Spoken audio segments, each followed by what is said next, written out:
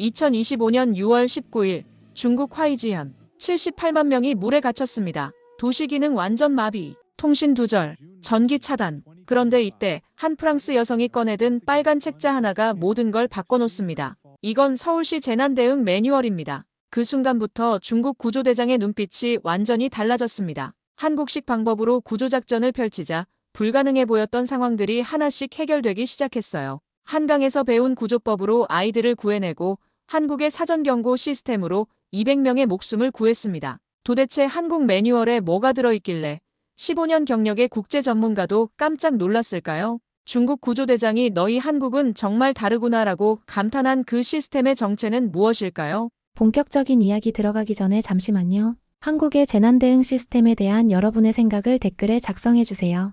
또한 이야기 들으시면서 기대가 되신다면 구독, 좋아요로 함께 해주세요. 지금 시작합니다. 저는 원래 광시성에 출장을 갈 예정이었습니다. 세계은행 평가단 일원으로 중국 남부 지역의 재난 대응 시스템을 평가하는 일이었죠. 15년간 전 세계 재난 현장을 다니며 쌓은 경험을 바탕으로 한 평가였어요. 하지만 2025년 6월 18일 오전 모든 계획이 완전히 뒤바뀌었습니다. 에밀리, 광동성 쪽으로 급히 가야 할 것 같아. 동료 마크가 황급히 전화를 걸어왔어요. 목소리에 긴장감이 역력했죠. 화이지연의 반나절 동안 300폭우가 쏟아졌다고. 도시가 완전히 마비됐어. 78만 명이 고립된 상황이야. 제 가슴이 철렁 내려앉았습니다. 300면 상상을 초월하는 양이었거든요. 저는 곧바로 비행기표를 바꿔 광동성으로 향했어요. 파리에서 12시간을 날아가는 동안 계속 중국 기상청 자료를 들여다봤습니다. 하늘에서 내려다본 광동성은 완전히 다른 세상이었어요. 평소 푸른 들판이었을 곳이 거대한 갈색 호수로 변해 있었습니다.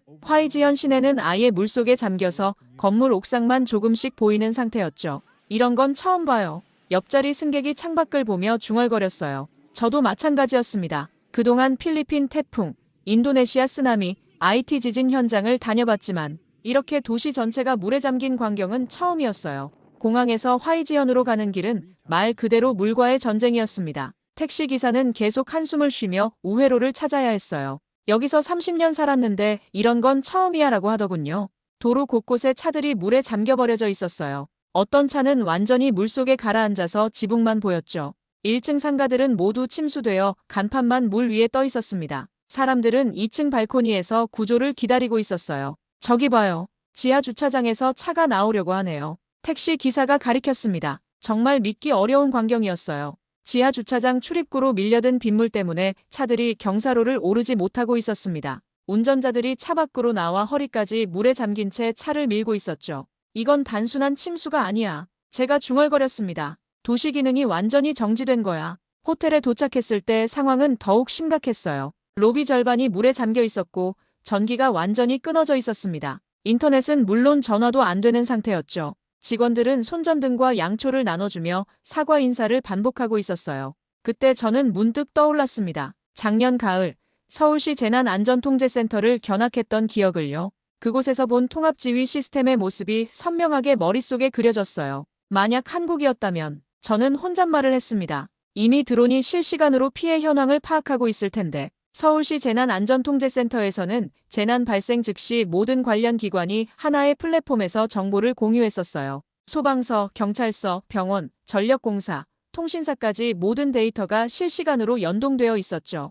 그리고 무엇보다 드론과 CCTV를 통해 현장 상황을 실시간으로 파악할 수 있었습니다. 저는 가방에서 한국어로 번역된 서울시 재난대응 매뉴얼을 꺼냈어요. 몇 달 전 연구 목적으로 구입한 것이었는데 설마 이렇게 절실하게 필요할 줄은 몰랐죠. 표지에 적힌 시민 안전 최우선이라는 문구가 유독 눈에 들어왔습니다. 매뉴얼을 펼쳐보니 한국의 재난 대응 철학이 고스란히 담겨 있었어요. 신속한 초기 대응, 통합적 지휘 체계, 사전 예방 중심, 특히 현장 중심의 의사결정이라는 항목이 눈에 띄었습니다. 지금 이 순간 바로 이게 필요해. 매뉴얼을 들여다보며 확신했습니다. 창밖으로 보이는 물에 잠긴 도시를 바라보며 저는 결심했어요. 한국에서 배운 것들을 여기서 써보겠다고. 세월호 참사 이후 한국이 만들어낸 새로운 재난 대응 시스템을 중국에서 증명해보겠다고 말이죠. 다음 날 아침 7시 상황은 더욱 심각해졌습니다. 밤새 추가로 내린 비 때문에 교통이 완전히 두절되었고 통신마저 끊어진 상태였어요. 호텔 직원들은 우왕좌왕하며 손님들에게 사과만 반복하고 있었습니다. 저는 로비를 둘러보며 빠르게 상황을 판단했어요. 이곳에는 300명 정도의 사람들이 고립되어 있었습니다. 호텔 투숙객은 물론 인근에서 대피해온 주민들까지 포함해서요. 이대로는 며칠을 버틸 수 없었어요. 여기서 임시구조소를 운영하겠습니다. 제가 호텔 매니저에게 말했을 때 갑자기 한 남성이 제 뒤에서 목소리를 높였어요. 잠깐만요. 누구 마음대로 그런 결정을 하는 겁니까?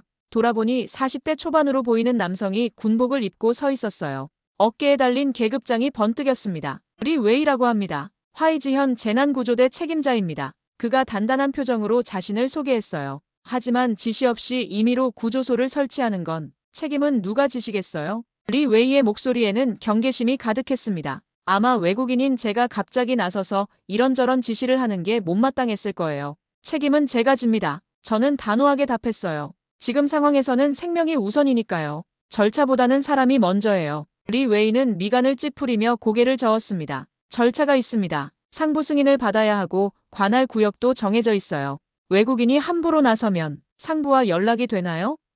제가 반문했죠. 지금 통신이 완전히 두절된 상황에서 절차를 기다리다가는 더 많은 사람이 위험해집니다. 저는 가방에서 빨간 표지의 책을 꺼내 그에게 내밀었어요. 이건 서울시 재난대응 매뉴얼입니다. 저도 작년에 한국에서 훈련받은 적이 있어요. 리 웨이가 매뉴얼을 받아들며 눈을 크게 떴습니다. 한국 것이라고요? 이걸 왜 가지고 있어요? 재난관리 전문가거든요. 제가 설명했어요. 한국의 재난대응 시스템은 세계적으로 인정받고 있어요. 특히 세월호 참사 이후 완전히 혁신된 시스템이죠. 리 웨이는 매뉴얼을 펼쳐보기 시작했어요. 한글로 된 본문 옆에 중국어 번역이 달려 있어서 읽을 수 있었죠. 그의 표정이 조금씩 변하기 시작했습니다. 한국은 현장 상황에 따라 즉시 대응할 수 있는 권한을 일선 책임자에게 부여해요. 제가 매뉴얼의 핵심을 설명했죠. 물론 사후 보고는 필수지만 생명을 구하는 일에는 절차보다 신속함이 우선이라고 봅니다. 민간을 우선한다고 되어 있네요. 리 웨이가 중요한 부분을 읽어가며 말했어요. 이게 정말 효과가 있나요? 물론이죠. 저는 확신을 가지고 답했습니다. 한국은 세월호 참사라는 뼈아픈 경험을 겪고 나서 완전히 시스템을 바꿨어요. 이제는 현장 책임자가 인명구조를 최우선으로 판단할 수 있도록 매뉴얼이 설계되어 있어요. 리 웨이는 매뉴얼을 더 자세히 들여다보며 몇 가지 질문을 했어요. 현장 지휘관의 권한 범위가 이렇게 넓다고요? 사후 승인도 가능하고. 그렇습니다. 제가 고개를 끄덕였어요. 재난 상황에서는 1분 1초가 생사를 가르니까요. 승인을 기다리다가 골든타임을 놓치면 안 되거든요. 주변에 있던 다른 사람들도 우리 대화에 귀를 기울이기 시작했어요. 특히 호텔 매니저는 우리 둘 사이에서 눈치를 보며 어떻게 해야 할지 모르겠다는 표정이었죠. 리 웨이는 한참 동안 매뉴얼을 읽어보더니 천천히 고개를 끄덕였습니다. 좋습니다. 해보죠. 하지만 모든 책임은 함께 지겠습니다. 제가 그의 말을 가로막았어요. 한국 매뉴얼에서는 책임도 공유하거든요. 팀워크가 핵심이에요. 그때 리 웨이의 경직되었던 표정이 조금 풀렸어요. 함께요? 네, 함께요. 저는 미소를 지으며 말했습니다. 재난 대응에서 가장 중요한 건 협력이니까요. 당신의 현지 경험과 제가 가진 매뉴얼을 합치면 분명 더 많은 사람을 도울 수 있을 거예요. 구조소 설치 이틀째, 긴급한 구조 요청이 들어왔습니다. 침수된 도로 한복판에 미니버스가 갇혀 있는데 안에 아이들이 있다는 거였어요. 구조대가 진입할 수 없습니다. 리 웨이가 무전기를 내려놓으며 말했어요. 물살이 너무 세고 장비도 부족해서. 저는 망설이지 않았습니다. 제가 가겠어요. 뭐라고요? 리 웨이가 깜짝 놀랐죠. 전문 구조대도 못 들어가는데 한강에서 훈련받은 적이 있어요. 저는 구명조끼를 입으며 말했습니다. 한국의 수중구조법은 이런 상황을 위해 설계된 거예요. 제가 챙긴 장비는 단순했습니다. 튜브와 로프, 그리고 한강 훈련에서 배운 기술. 복잡한 장비보다는 확실한 기본기가 중요하다는 한국식 철학이었죠. 물에 들어가자마자 느꼈어요. 한강에서의 그 경험이 고스란히 살아나는 걸. 물살을 읽고 안전한 진입로를 찾고 최소한의 장비로 최대 효과를 내는 법. 미니버스에 도착했을 때 창문 너머로 아이들의 공포에 질린 얼굴이 보였어요. 물이 허리까지 차올라 있었죠. 괜찮아, 언니가 구해줄게.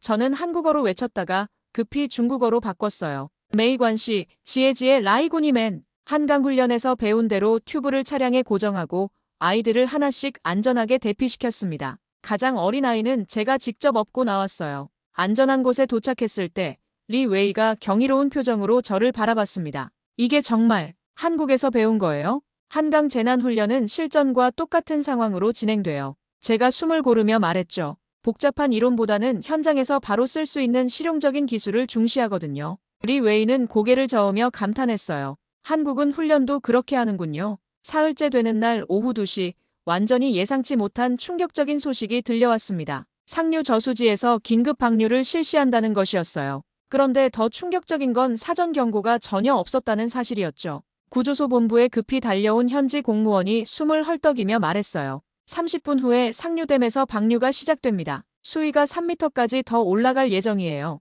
저는 믿을 수 없다는 표정으로 그를 바라봤습니다. 30분 후라고요? 왜 미리 알려주지 않았어요? 상부에서 갑작스럽게 결정된 일이라. 공무원은 말끝을 흐렸어요. 리 웨이, 이거 알고 있었어요? 제가 다급하게 리 웨이에게 물었습니다. 리 웨이는 한참 동안 말이 없더니 복잡한 표정을 지으며 답했어요. 사실은 어제부터 알고 있었습니다. 하지만 상부 지시가 없어서 행동할 수 없었어요. 뭐라고요? 저는 목소리를 높이며 소리쳤죠. 사람들이 대피해야 하는데 왜 말을 안 한 거예요? 절차상 문제가 있어서. 리 웨이가 말을 머뭇거렸어요. 승인 없이 대피 명령을 내릴 수는 없었습니다. 저는 그 순간 화가 치밀어 올랐어요. 한국이었다면 절대 일어날 수 없는 일이었거든요. 저는 즉시 라디오를 켜고 긴급 방송을 시작했습니다. 여러분, 이것은 긴급 상황입니다. 제가 마이크에 대고 외쳤어요. 상류에서 대량 방류가 30분 후에 시작됩니다. 모든 분들은 즉시 높은 곳으로 대피하세요. 뭘 하는 거예요? 리 웨이가 급하게 저를 말렸어요. 무단으로 방송을 하면 안 돼요. 책임은 누가 져요? 한강은 방류 전 최소 2시간 전에 경고해요. 제가 단호하게 말했습니다. 사람의 생명이 걸린 일에 책임을 따질 때가 아니에요. 저는 계속해서 라디오를 통해 대피 방송을 내보냈습니다. 한국 재난 매뉴얼에 따라 구체적인 대피 경로와 임시 대피소 위치까지 상세히 안내했어요. 1층에 계신 분들은 즉시 2층 이상으로 올라가세요. 차량은 버리고 사람만 대피하세요. 북쪽 언덕의 초등학교와 남쪽 사원이 임시 대피소입니다. 리 웨이는 한참 동안 저를 바라보더니 조용히 중얼거렸습니다. 너희 한국은 경고도 사람 기준이구나. 당연하죠. 저는 방송을 계속하며 답했어요. 재난 대응의 모든 기준은 사람이어야 해요. 절차나 체면이 아니라 사람의 생명이 최우선이어야 하는 거예요. 그때 리 웨이의 표정이 완전히 바뀌었어요. 뭔가 깊이 깨달은 듯한 눈빛이었죠. 맞습니다. 사람이 우선이어야 해요. 리 웨이는 망설이던 끝에 자신의 무전기를 들었습니다. 모든 구조대원에게 알립니다. 즉시 주민 대피 지원에 나서십시오. 책임은 내가 지겠습니다. 리 웨이, 저는 그를 놀란 눈으로 바라봤어요. 당신 말이 맞아요. 리 웨이가 단호하게 말했어요. 절차보다 생명이 먼저입니다. 나중에 문책을 받더라도 지금은 사람을 구하는 게 우선이에요. 우리는 함께 대피 작업을 지휘했습니다. 한국 매뉴얼의 신속 대피 원칙에 따라 가장 위험한 지역부터 차례로 비워나갔어요. 고령자와 어린이를 우선으로, 차량보다는 사람을 먼저. 25분 만에 우리는 위험 지역에 있던 200명이 넘는 주민을 안전한 곳으로 대피시킬 수 있었어요. 방류가 시작되기 정확히 5분 전이었습니다. 방류가 시작되자 물이 무서운 속도로 불어났어요. 우리가 비운 지역들이 순식간에 2m 이상 침수되었죠. 만약 대피 방송을 하지 않았다면 정말 큰 참사가 벌어졌을 거예요. 다행히 모두 안전해요. 리 웨이가 안도의 한숨을 쉬며 말했어요. 저는 그의 어깨에 손을 올리며 말했습니다. 한국의 사전 경고 시스템이 또 다른 참사를 막아낸 거예요. 당신이 용기를 내어 결정해줘서 가능했어요. 리 웨이는 잠시 생각에 잠기더니 말했어요. 앞으로는 달라질 거예요. 사람을 먼저 생각하는 시스템으로 바꾸겠습니다. 대피소가 제대로 운영되기 시작한 지 이틀 후, 완전히 새로운 차원의 문제가 발생했습니다. 대피소 내에서 환자가 급격히 늘어나기 시작한 거예요. 초기에는 가벼운 감기나 소화불량 정도였는데 점점 심각한 상태로 발전하고 있었어요. 지금까지 42명의 환자가 발생했습니다. 자원봉사로 나온 간호사가 걱정스러운 목소리로 보고했어요. 위생 문제가 심각하고 의료시설도 턱없이 부족해요.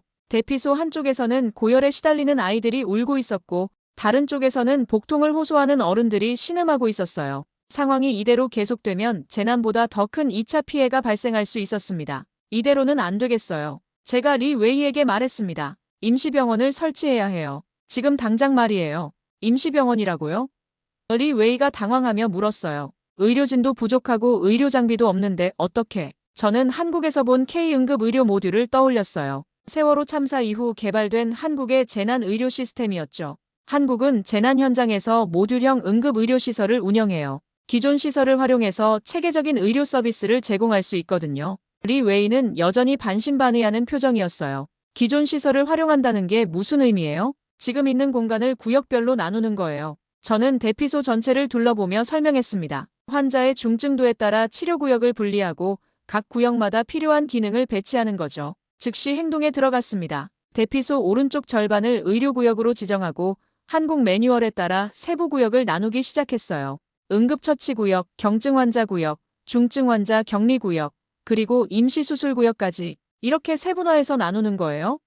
리 웨이가 신기한 듯 물었어요. 네, 이게 한국의 트리아지 시스템이에요. 제가 구역 표시를 하며 설명했죠. 환자를 중증도에 따라 빨강, 노랑, 초록, 검정으로 분류해서 치료 우선순위를 정하는 거예요. 제한된 자원으로 최대한 많은 사람을 살리는 방법이죠. 현지 의료진들이 하나둘 모여들었어요. 처음에는 외국인인 제가 지시하는 게 못마땅해 보였지만 시스템이 체계적으로 구성되는 걸 보면서 표정이 바뀌기 시작했습니다. 환자 분류는 어떻게 하나요? 한 의사가 질문했어요. 일단 의식 수준과 생체 징후를 확인해요. 저는 한국에서 배운 트리아지 방법을 설명했습니다. 호흡, 맥박, 의식 상태를 30초 내에 평가해서 즉시 분류하는 거예요. 빨간색은 즉시 치료, 노란색은 지연 가능, 초록색은 경미한 외상이에요. 의료진들이 점점 더 관심을 보이기 시작했어요. 이런 시스템을 한국에서는 실제로 사용하나요? 물론이죠. 저는 자신 있게 답했습니다. 한국은 메르스 사태와 코로나19를 겪으면서 재난 의료 시스템을 완전히 혁신했어요. 지금은 전 세계에서 벤치마킹하고 있는 모델이에요. 리 웨이도 직접 의료진을 지원하며 시스템 운영에 참여했습니다. 환자 이송을 돕고 의료진 간 소통을 중재하고 필요한 물품을 조달하는 역할을 맡았어요. 한국은 왜 이런 것까지 훈련으로 하나요? 리 웨이가 중얼거렸죠. 재난은 예고 없이 찾아오니까요. 제가 답했습니다. 평상시 훈련이 곧 실전이에요. 한국은 이걸 정말 뼈저리게 경험했거든요. 준비되지 않은 상태에서 재난을 맞으면 어떤 일이 벌어지는지를요. 임시병원이 본격적으로 가동되면서 대피소 내 의료 상황은 놀라울 정도로 개선되었어요. 환자들이 체계적으로 분류되고 치료받으면서 대기 시간도 줄어들고 치료 효율도 크게 높아졌죠. 이거 정말 효율적이네요. 한 간호사가 감탄했어요. 환자 분류가 이렇게 체계적일 줄 몰랐어요. 우리도 이런 시스템을 배워야겠어요. 중국 의료진들도 한국식 응급의료 시스템에 점점 익숙해져 갔어요. 처음에는 복잡해 보였던 절차들이 실제로는 매우 논리적이고 효과적이라는 걸 깨달았거든요. 이 시스템, 재난이 끝나도 계속 활용할 수 있을 것 같아요. 한 의사가 말했습니다. 우리 병원에도 도입해보고 싶어요. 저는 그때 확신했어요. 한국의 재난 대응 철학이 정말로 사람을 구하고 있다는 걸, 기술이나 장비가 아니라 사람을 중심으로 생각하는 시스템이 진짜 기적을 만들어내고 있었어요. 일주일째 되는 날 새벽 5시 모든 것을 바꿀 뉴스가 들려왔습니다. 기상청에서 12시간 내에 추가 폭우가 예상된다는 긴급 경보를 발령한 거예요. 이번에는 시간당 80가 넘는 물폭탄이 쏟아질 것으로 예보되었습니다. 이번 건 정말 위험해요. 기상청 담당자가 떨리는 목소리로 말했어요. 지금까지의 비와는 차원이 다릅니다. 산사태 위험도 매우 높고요. 저는 즉시 상황 회의를 소집했어요. 구조대원들, 의료진, 자원봉사자들이 모두 모였습니다. 모든 사람의 얼굴에 긴장감이 역력했어요. 모든 대피소를 고지대로 옮겨야 합니다. 제가 단호하게 말했어요. 한국 재난 매뉴얼의 대피우선 원칙에 따르면 추가 위험이 예상될 때는 무조건 안전지대로 이동해야 해요. 리 웨이는 한참 동안 침묵하더니 고개를 가로저었습니다. 아니요. 저는 여기 남겠습니다. 무슨 소리예요? 저는 놀라서 반문했어요. 여기는 제 도시예요. 리 웨이가 창밖을 바라보며 조용히 말했어요. 제가 지켜야 할 사람들이 아직 여기에 있어요. 구조되지 못한 사람들, 대피를 거부하는 고령자들. 저는 그들을 버리고 갈 수 없습니다. 저는 급하게 그를 말렸습니다. 무슨 소리예요? 추가 피해를 막는 게 더 중요해요. 당신이 위험해지면 누가 그 사람들을 구해요? 제가 여기 있어야 합니다. 리 웨이는 더욱 단호해졌어요. 이곳 사람들은 제가 책임져야 할 사람들이에요. 공무원으로서, 구조대장으로서 끝까지 함께해야 합니다. 저는 한국 매뉴얼을 다시 꺼내 보여줬어요. 여기 봐요. 대피우선 원칙이라고 명확히 되어 있어요. 구조대원의 안전이 먼저 확보되어야 더 많은 사람을 구할 수 있다고 나와 있어요. 리 웨이는 매뉴얼을 받아보며 말했어요. 한국의 원칙은 이해해요. 하지만 여기는 중국이고 저에게는 제 방식이 있어요. 그럼 혼자 가세요. 리 웨이가 완고하게 말했어요. 저는 여기 남아서 끝까지 해야 할 일을 하겠습니다. 저는 잠시 고민에 빠졌습니다. 매뉴얼대로라면 당연히 철수가 맞았어요. 추가 위험을 감수하면서까지 남아있을 이유는 없었죠. 하지만 혼자 남겠다는 리 웨이를 그냥 둘 수는 없었어요. 그 순간 저는 한국에서 배운 또 다른 가치를 떠올렸습니다. 동료애와 연대감. 세월호 참사 이후 한국이 강조하기 시작한 가치였죠. 알겠어요. 저는 결심을 굳혔습니다. 함께 남아요. 하지만 조건이 있어요. 조건이요? 리 웨이가 고개를 들었어요. 우리는 사람 먼저 지켜야 해요. 제가 단호하게 말했어요. 한국 매뉴얼의 핵심은 생명 우선이에요. 건물이나 재산, 심지어 체면보다도 사람이 먼저라고요. 리 웨이의 눈에 뭔가 깊은 울림이 있었어요. 사람 먼저라. 마지막 구조 지점에 함께 가요. 제가 제안했어요. 하지만 위험하면 즉시 철수하는 거예요. 영웅이 되려고 하지 말고 더 많은 사람을 구하기 위해 살아남는 거예요. 그게 진짜 책임감이에요. 리 웨이는 한참 생각에 잠기더니 천천히 고개를 끄덕였습니다. 좋습니다. 함께 가죠. 하지만 정말 위험하면 그때는 함께 철수해요. 제가 그의 말을 이어받았어요. 약속하세요. 약속합니다. 리 웨이가 제 손을 잡으며 말했어요. 우리는 마지막 남은 고립지역인 구시가지 쪽으로 향했어요. 그곳에는 아직 15명 정도의 주민이 대피를 거부하고 있었거든요. 대부분 70세 이상의 고령자들이었어요. 꼭 구해내야 해요. 리 웨이가 중얼거렸어요. 구해낼 거예요. 저도 다짐하며 답했습니다. 함께라면 할 수 있어요. 한국식 재난 매뉴얼과 중국인의 뜨거운 마음이 만나는 순간이었습니다. 서로 다른 시스템과 문화였지만 사람을 구한다는 목표는 같았어요. 마지막 구조 현장은 상상 이상으로 위험했습니다. 급류가 거세졌고 물살이 점점 빨라지고 있었어요. 하지만 아직 구조되지 않은 할머니 한 분이 옥상에 고립되어 있었죠. 너무 위험해요. 리 웨이가 소리쳤어요. 물살이 너무 세요. 저는 한강 훈련을 떠올리며 상황을 판단했어요. 할 수 있어요. 한국식 구조법으로 하면. 구조 과정에서 예상치 못한 일이 벌어졌습니다. 임시로 설치한 로프가 끊어지면서 제가 급류에 휩쓸려 떠내려가기 시작한 거예요. 에밀리. 리 웨이가 절규했어요. 그 순간 리 웨이가 주저없이 물속으로 몸을 던졌습니다. 한국 매뉴얼에서 배운 팀워크 구조법을 그가 완벽하게 실행한 거였어요. 잡아요. 리 웨이가 제 손을 잡아당겼어요. 한국 방식대로 해봐요. 우리는 서로를 지탱하며 안전한 곳으로 헤엄쳐 나왔어요. 하지만 그 과정에서 리 웨이가 다리를 크게 다쳤습니다. 들것에 실려가면서도 리 웨이는 중얼거렸어요. 너희 한국은 정말 사람 먼저 구하는구나. 당연하죠. 저는 그의 손을 꽉 잡았어요. 사람이 가장 소중한 거니까요. 이제 알겠어요. 리 웨이가 미소를 지었어요. 시스템이 아니라 철학이었구나. 사람을 먼저 생각하는. 구조대원들도 우리의 모습을 보며 무언가 깨달은 듯 했어요. 이제는 우리도 바뀌어야겠다는 말이 여기저기서 들려왔죠. 한국의 구조 철학이 생명을 구한 순간이었어요. 기술이 아니라 마음이, 매뉴얼이 아니라 사람이 진짜 기적을 만들어낸 거였습니다. 그날 밤 저는 확신했어요. 한국이 세월호 참사 이후 만들어낸 이 시스템이 정말로 사람을 구할 수 있다는 걸. 재난이 완전히 진정된 것은 리 웨이가 다친 지 일주일 후였습니다. 물이 빠지고 전기가 복구되고 도로가 다시 열리면서 화이지현은 서서히 일상을 되찾아갔어요. 하지만 저에게는 더 중요한 일이 남아 있었습니다. 유엔과 세계은행에 제출할 재난 대응 평가서를 작성하는 일이었죠. 병원에서 회복 중이던 리 웨이가 저를 불렀어요. 깁스를 한 다리를 침대에 올리고 누워있는 모습이었지만 그의 눈빛은 어느 때보다 밝았어요. 에밀리, 이제 우리도 한국 시스템을 제대로 배워야겠어요. 리 웨이가 진지하게 말했습니다. 어떤 의미예요?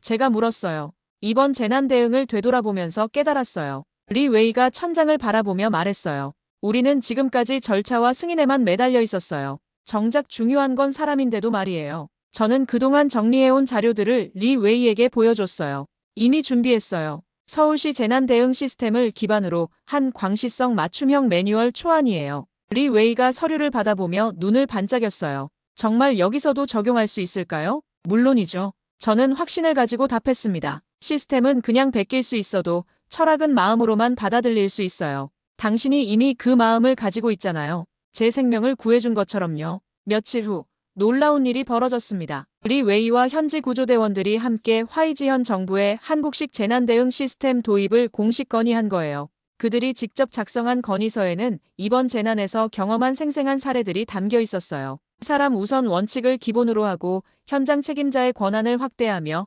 사전 예방과 신속 대응을 강화하자는 내용이에요. 리 웨이가 건의서를 보여주며 설명했어요. 화이지현 정부의 반응은 예상 이상이었어요. 시장을 비롯한 고위 공무원들이 직접 나서서 한국 시스템 도입을 적극 검토하겠다고 발표했거든요. 이번 재난에서 한국식 접근법이 얼마나 효과적인지 직접 확인했습니다. 화이지연 시장이 기자회견에서 말했어요. 앞으로는 사람을 최우선으로 하는 재난 대응 시스템을 구축하겠습니다. 더 놀라운 소식은 광시성 전체로 확산되었다는 것이었어요.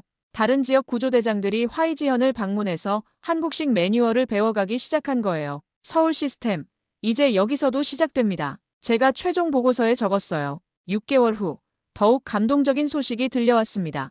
광시성과 서울시 간의 재난대응 협력협정이 공식 체결된 거예요. 서울시에서 재난관리 전문가들을 파견하고 광시성에서는 구조대원들을 서울로 보내 연수를 받기로 한 거였죠. 리 웨이는 이제 중국 내 한국식 재난대응 시스템 도입을 총괄하는 책임자가 되었어요. 다리는 완전히 회복되었고 사람 먼저라는 철학이 그의 모든 판단 기준이 되었습니다. 한국에서 배워온 첫 번째 연수단이 다음 달에 돌아와요. 리 웨이가 화상통화로 저에게 말했어요. 그들이 배운 걸 다른 지역에도 전파할 예정이에요. 저는 파리로 돌아온 후에도 계속 광시성과 연락을 주고받고 있어요. 한국의 재난대응 철학이 더 많은 곳에 뿌리내릴 수 있도록 돕기 위해서죠. 1년 후 광시성에서 또 다른 홍수가 발생했어요. 하지만 이번에는 달랐습니다. 사전 경고 시스템이 제대로 작동했고 주민 대피가 신속하게 이루어졌으며 한 명의 사상자도 없이 재난을 극복했어요. 한국식 시스템이 정말로 효과가 있었어요. 리 웨이가 기쁜 목소리로 전화를 걸어왔어요.